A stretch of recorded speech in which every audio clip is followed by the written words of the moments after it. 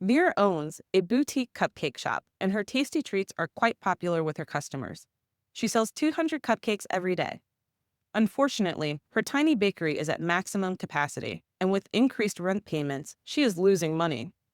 Vera will be moving to a bigger bakery in a cheaper location next month, but she still has 1 month left on her lease for her current location.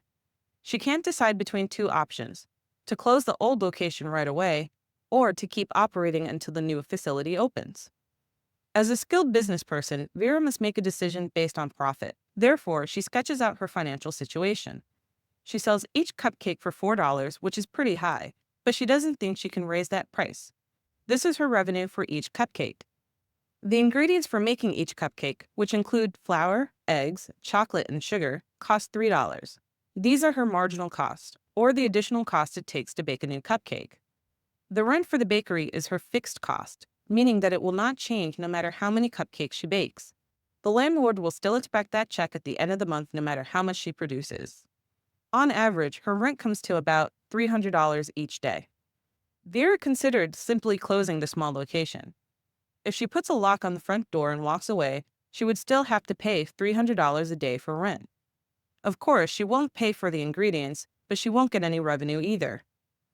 Vera then runs the numbers for staying open. She makes $4 for each cupcake and her ingredients are $3. So Vera can put $1 towards rent for each cupcake she sells. At 200 cupcakes a day, that covers 2/3 of her rent. In terms of profitability, it's preferable to only lose $100 instead of $300 in the short run.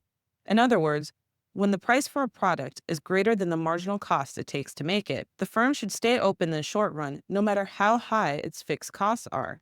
In this case, Vera took in $4, the price of the cupcake, which was more than the $3 in the ingredients for it, which is the marginal cost.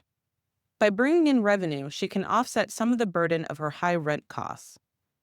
So Vera decided to stay open, much to the delight of her loyal customers and her pocketbook.